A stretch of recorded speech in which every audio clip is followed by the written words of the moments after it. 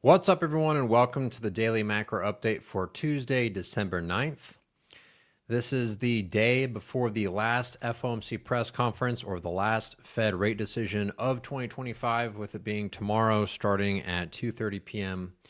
Of course, the actual rate decision comes out at 2 p.m. with their press release. And we'll also be going live at 2:15 p.m., which is 15 minutes before the actual press conference begins, to do a brief market update before we actually get into Powell going onto the podium and speaking. And during tomorrow's press conference, what we're going to do is we're going to have the press conference on one side of the screen, and then on the other side of the screen, we're going to have the markets.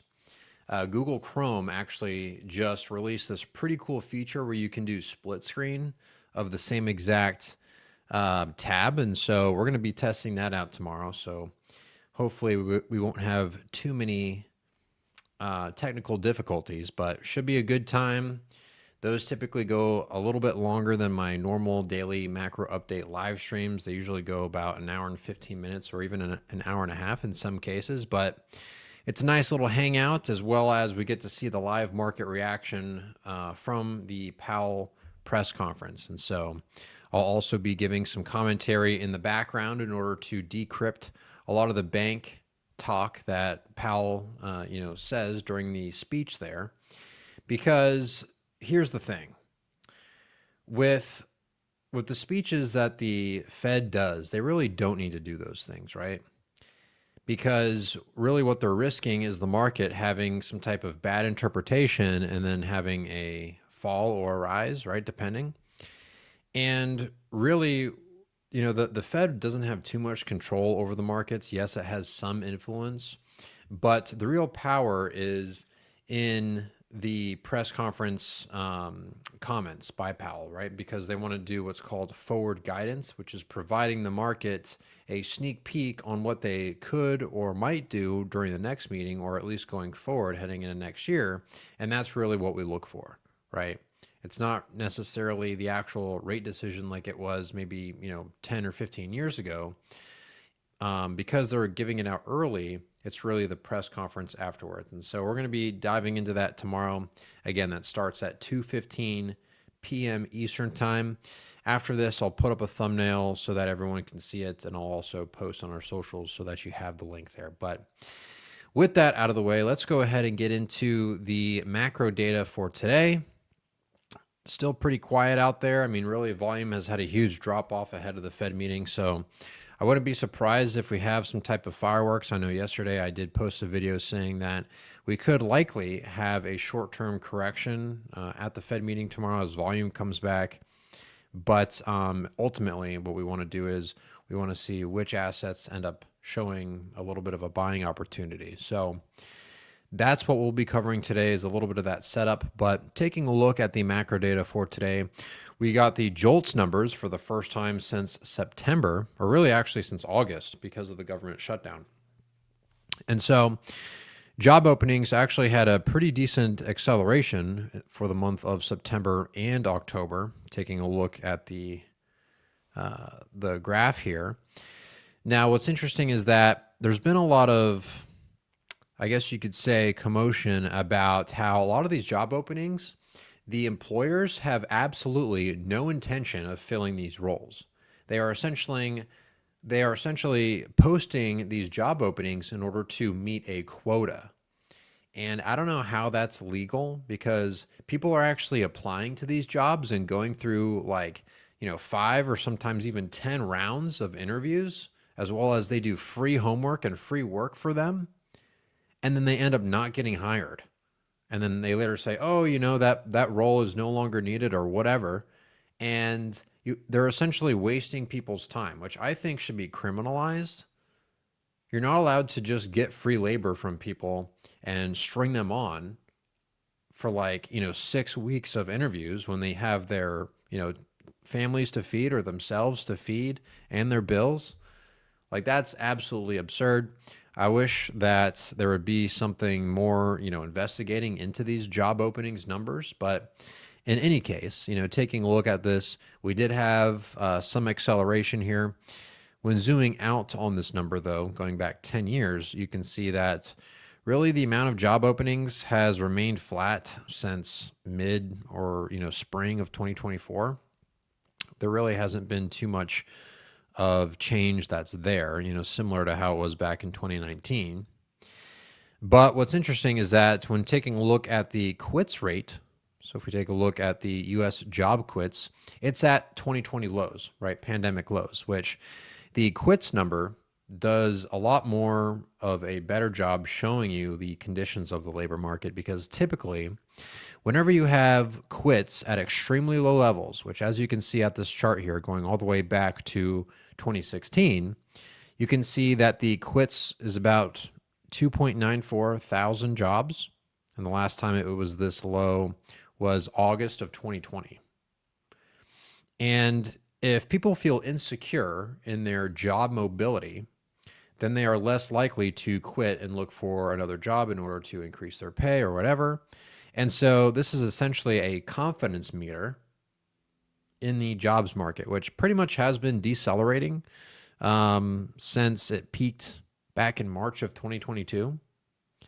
And it just continuously is making more lows here. So really what you want to see in a healthy economy, you want to see the rate of change actually accelerating, not decelerating. And so this is, just showing the tightness in the labor market right now, which we already knew. But, this could be more also of a signal that the labor market conditions, the supply side is also shrinking. And so we'll see what happens. In any case, though, we are still getting a very high probability of a 25 basis point cut. This is a little bit less than 24 hours between now and the actual press statement. And at the timing of this recording, there is an 87% chance that they're going to cut by 25 basis points. That pretty much has been, priced into the markets. Now, if we want to look at what's going to happen or what the market is trying to price in between now and the next meeting, let's go ahead and take a look at the SOFR watch. We can take a look and see that the next 25 basis point cut isn't being priced in until June of next year, 2026. So essentially, the market is pricing in that they're going to cut tomorrow, and then they're going to pause or go into another pause cycle until the summertime of 2026. And then the next one is going to be in October of 2026. So we went from 3 rate cuts to now just 2, and that's in the middle of next year as well as in October. And, interestingly, that only leaves the Fed funds rate at 3.2% heading into 2026. That's still a lot higher than it was over the past 15 years. This isn't the rate cuts that, the administration is hoping for, especially with it being a midterm year next year. So there's still that, resistance, that clash between the Federal Reserve as well as with the administration, with the Trump administration. Now, it is worth noting that Kevin Hassett is most likely going to be the next Fed chair, and he's very pro-Trump. He might even end up giving Trump his 1% Fed funds rate. But if that's the case, then, I don't think that's going to be likely, because there's a voting process with the Federal Open Markets Committee, right? The FOMC, the Fed chair can't just unilaterally, by authority, cut rates. He still needs to get the vote from the other members and have a majority, right? So there's 12 members. You need at least 7 out of the 12 votes in order to go. And there's normally not a huge dissent, meaning it's typically 12 out of 12 voting in a single way, or even 11 out of 12. We are starting to see an increase in dissents, which is another signal that we're going to be looking for tomorrow on the dot plot, because we also get the Summary of Economic Projections report, the SEP. So all these things are going to be pretty interesting tomorrow, but I would like to see what this looks like once the new Fed chair is essentially going to be selected. And so what we might see happen is if the Trump administration wants to accelerate this, maybe they will confirm the new Fed chair, and then Jerome Powell will kind of just be there, and the other guy will essentially be the Fed chair before Jerome Powell is even out, because he will start to, Trump will show that he was selected, and then he will give his forward guidance to once he becomes the Fed chair, and then we'll go back to these future numbers to see what that looks like. So a lot of very exciting things happening between now and next year already. So yeah, I mean, I think that I think we're in for a continued roller coaster ride of this no landing stop go cycle, which we'll continue to monitor as we go forward here. So that's pretty much what I'm looking at heading into tomorrow in terms of the macro data. But let's go ahead and take a look at the charts here. First, looking at the 10-year U.S. government bond yield, which is probably the most interesting chart right now. We are seeing an acceleration in bond yields. And so what this is essentially showing is that even though the Fed is cutting tomorrow, the bond market is in complete disagreement. And really, since the Fed started cutting in September, as you can see, I have the date marked right here, as well as the rate when they started cutting. On September 17th, the 10-year U.S. government bond yield was around 4.03%. Now it's risen by about 16 basis points to 4.186, and it is just about to close, or did just close, above the previous high, which was all the way back in September, at the end of September. So what's interesting with this is that, if the bond market is saying, hey, the yields are going to rise because the Fed is making a policy mistake, well, then we need to be paying attention to what bond volatility does and what happens with credit spreads from here, because that could cause a little bit of a shakeup. Keep in mind, this is all happening as the federal government continues to fund itself, as well as fund the deficits with short duration debt by issuing treasury bills, which isn't typically how they do it, and is a very short-term band-aid, not meant to be some type of long-term solution because of the rollover risk that's associated with funding the government with a short-term debt. It would be like taking out a credit card every single month to pay off your bills, and then after that month is over, you close that credit card, open up a new one, and pay off the old credit card, and that new credit card has a higher APR and a higher limit. So your debt, your interest payment is higher, as well as the principal sum is a lot higher too. It's just your credit limit has increased, and so you're just maxing it out every single month. Obviously, that's unsustainable, because at some point, you're just not going to be able to keep up with the amount of debt that needs to be continuously rolled over. And that's really the huge risk that's slowly happening in the background that takes a little while for it to churn out. And what the government is hoping for is that something will happen to where they can lower rates, and that rollover risk becomes a lot less of a risk.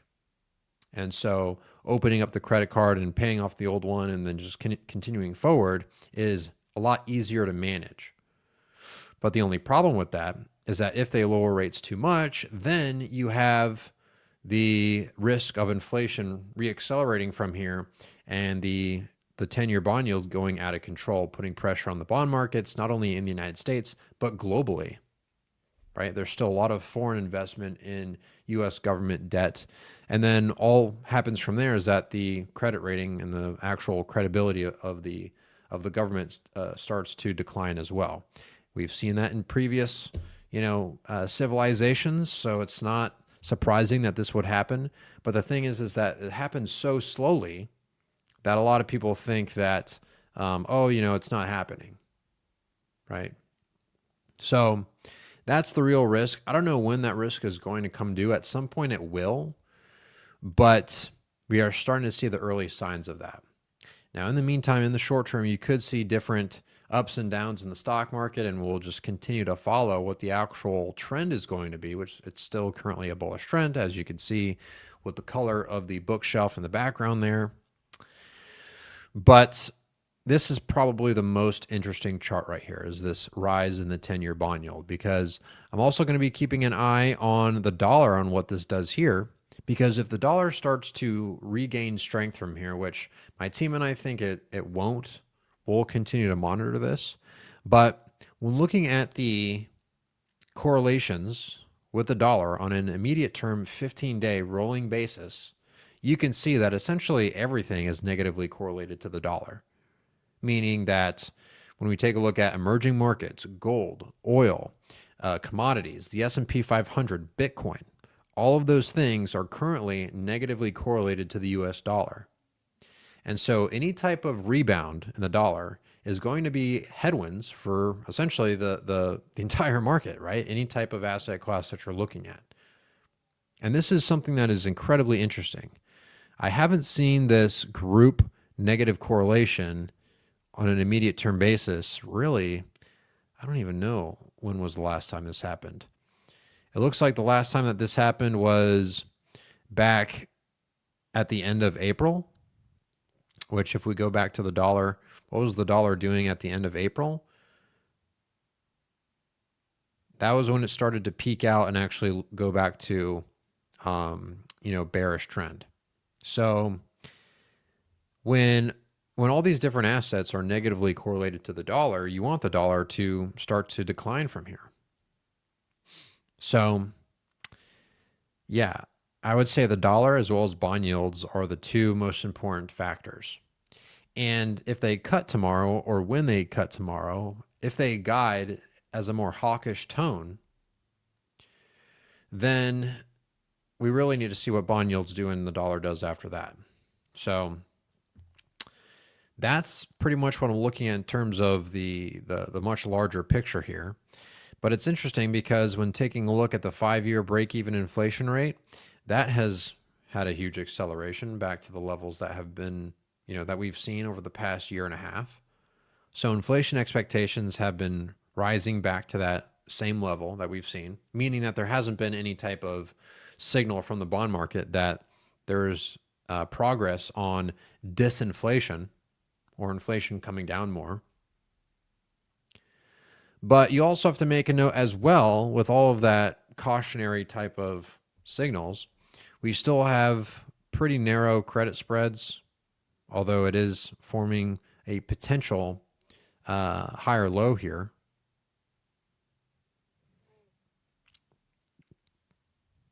Let's see. And then the spread between SOFR and IORB still remaining elevated above 1. I mentioned before, looking at bond volatility, that's the MOVE index, which is having a little bit of an acceleration here, which is interesting. That's definitely something to take note of. Might have just double bottomed. We'll see about that.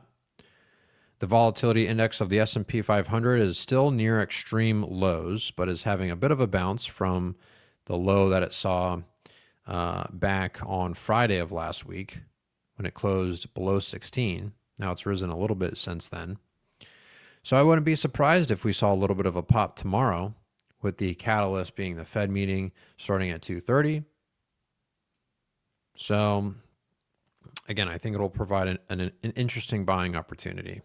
Maybe it won't. If not, it's okay. We still have things that have been doing well in our portfolios, such as silver, which, silver miners, silver itself, as well as silver, other silver miner stocks have been performing the best today.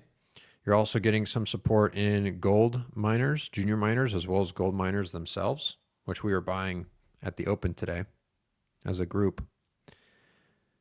But ultimately, when taking a look at which one is better, look at this silver breakout compared to gold. So I know a lot of people ask, should I buy silver or should I buy gold? Well, when taking a look at the ratio here, obviously silver is in a much more bullish trend compared to gold. And anytime you buy dips in silver, that's what you want to do. And by the way, anytime you are comparing two different assets and you're wondering which one should I buy, just create a ratio here of the two assets in TradingView and just do the arithmetic, right? So like, for example, what should I buy, Apple or NVIDIA? Let's take Apple's chart here. I'm just doing an example here. And then we'll divide this by NVIDIA. Click enter. And so as you can see right here, Apple is in a bullish trend versus NVIDIA. And so if I was to choose which one to pick, it would be Apple. Do you guys see that? So this is a pretty helpful way in order to, whenever you're trying to choose between two things, just pull up the ratio. And you'll get the trend right there. Taking a look at the S&P 500 ETF SPY's ranges, trading ranges for today with our team's built-in trading range model. We can see that it's near the mid-range, although it's had a pretty decent bounce close to all-time highs, but not quite yet there. We'll see what happens. But what is clear is that this has been on decelerating volume. And so not only with the built-in volume indicator in TradingView that's there, but also the one that we've built, that this green line here, let me just get rid of some of these. This is the average volume on a 1 week, 1 month, and 3 month average. And so I typically just like to compare the 1 week and 1 month, the 1 week being green, the 1 month being blue. And whenever you have a cross right here, so we had this cross from the 1 week going below the 1 month back at the beginning of, or at the end of November there, pretty much the entire volume since December has started has been on decelerating volume. So, you know, whenever you have decelerating volume and things are going up slowly, those are really just signals of a bearish divergence in order to take some profits. We've been covering that, and I've been repeating that over the past, couple weeks here, and that really continues. And so whenever we see volume accelerate, that's going to give you a much bigger confirmation on the next move. And so what I've been leaning towards is that if we get an acceleration in volume and it looks like we might be having a little bit of a price drop, we could get the S&P 500 near the low of the trading range tomorrow, in which case other positively correlated assets that are also at the low of the trading range will provide a buying opportunity. Now, I'm not sure if that's going to happen. We'll see if that actually plays out the way that I just described, but that's what I'm seeing here. So we'll see what happens. It'll be interesting.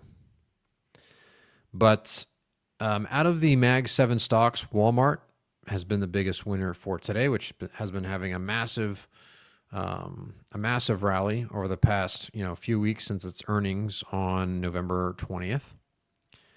That's definitely an interesting signal, considered Walmart is a consumer staple, which is a more defensive sector.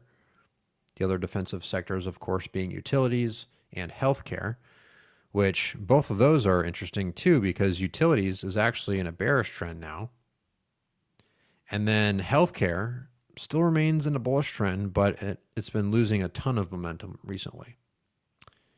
So we'll see what happens from here. But if we continue to get some growth reaccelerating signals as well as inflation remaining sticky, then I would be more inclined to weighting my portfolio in a way where I'm more heavier weight on things that do well in that type of environment, such as Bitcoin, equities, things like that. And so, speaking of Bitcoin, when taking a look at its performance for today, it had a little bit of a spike here. Now, Bitcoin still remains in bearish trend in our model, but is getting less bearish, which is a positive rate of change and something to continue to monitor. When taking a look at volume, though, it's been decelerating slightly, as you can see here. And so that is still also technically a bearish divergence. And, I would really want to see, what I would want to see with Bitcoin is it having an acceleration up to maybe like 99 to 100,000 on accelerating volume, because that would be That would be a much stronger trend signal than from what we're just seeing right now. So I'm still not convinced that Bitcoin is the play as of right now, but it is showing signs of improvement. Definitely not chasing it though. So we'll see what happens there. One thing that I also like to monitor is the dominance chart of stablecoins, specifically the addition between USDC dominance and USDT dominance. Those are the two largest stablecoins. And as you can see, stablecoin dominance is remaining in a clear bullish trend. And so I normally don't like to buy Bitcoin unless I can see both the stablecoin dominance and bearish trend as well as altcoin dominance and bearish trend. If I see both of those happening at the same time, as well as an acceleration in Bitcoin's price, as well as a favorable macro environment developing with other things that are positively correlated gaining strength and things that are negatively correlated to Bitcoin losing strength, notice how it's like a lot of things at once have to happen. That's what looking at the macro is so important, is because it gives you these different signals and confirmations. That's what I will be looking for. So, but that's really the setup heading into tomorrow's Fed meeting. But let me know what you guys think in the comments below. We can go ahead and get into some questions here. I appreciate everyone for joining. Let's take a look.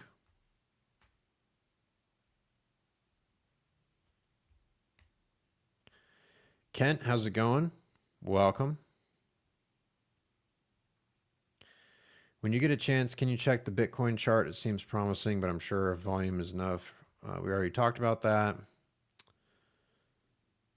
Okay, that was it there. Let's take a look at TikTok. Appreciate all of the likes as well as the shares.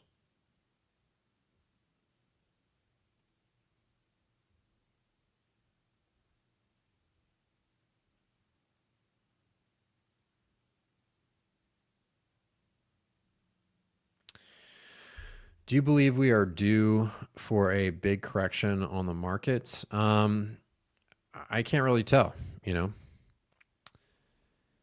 I think that type of question is very like legacy retail type of thinking, because like if you are saying, yep, I think that the market is due for a correction, then that is your own bias being projected onto the markets, right? And you know, that's not really a winning strategy. So at this point, I could see a short-term correction, but you know, I'm not seeing a bear market at all. Is the rising 10-year bond yield negative for gold's price? Typically it is, yeah.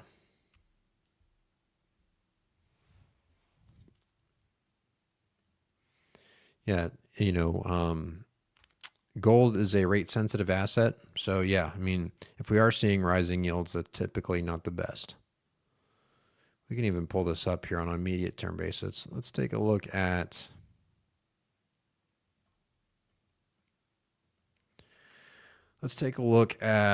gold versus the 10-year.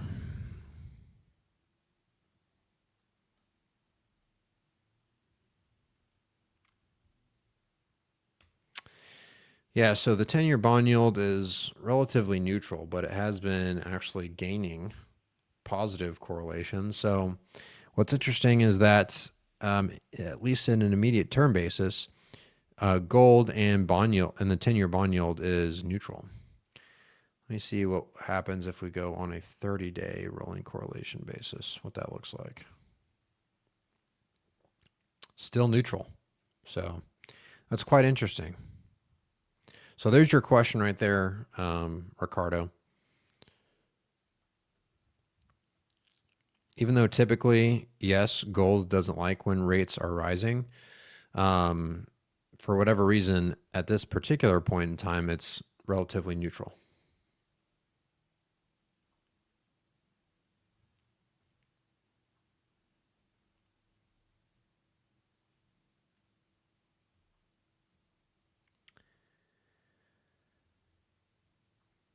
Do you think that once Jerome Powell is out as chairman, the Fed will begin QE again? I'm not sure. We really need to see what this new Fed chair's ideology is. But what Jerome Powell has guided to, which may be the thoughts of the FOMC as a whole, which might continue no matter who the Fed chair is that their first line of defense would be lowering interest rates to near zero before they even started QE. So, I think things have to get pretty bad before they go back into full-blown QE again. And we're just not seeing that right now.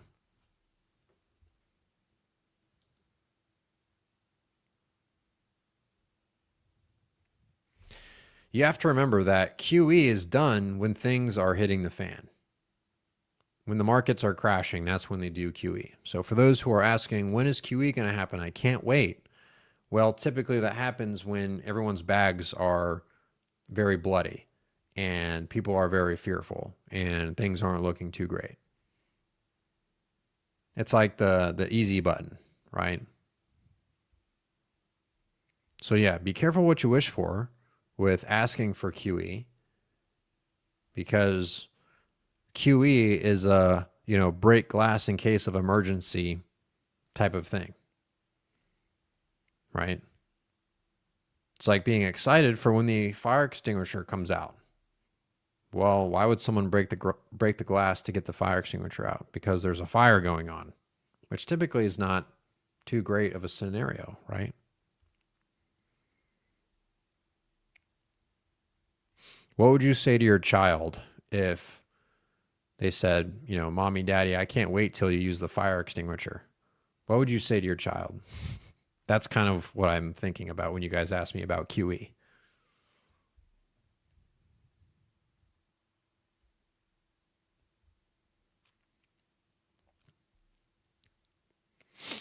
All right. Well, it's 4:25. I do have another meeting coming up here soon, so we'll go ahead and wrap it up there. We still have some spots left in our 6-week macro mastery challenge. And so with all the information that we're going over, or if you guys would like to see more about how our team is positioning heading into the Fed meeting tomorrow, just go to the link in the bio for those who are on YouTube. For those who are on TikTok or who are on Instagram, if you just go into the bio link, you'll see a link that will take you to this page right here, which is where you can find a link there as well as some more information. And so just book a call on my calendar and we can discuss more in detail of what the 6-week challenge entails and to see if it's something that would potentially, help you. And, some people are starting it because they're finding some more time here over the holidays. And so it might be a good time to give yourself possibly an early Christmas present there. But that's all I have for you guys here today. I appreciate everyone for joining. As always, if you guys haven't subscribed already on the YouTube, make sure to hit that subscribe button, hit that follow, and share with friends. Thank you all for joining, and we will catch you in tomorrow's daily macro update for the Fed meeting. Be on the lookout for that coming up here in a bit. So have a good rest of your day, everyone. Bye.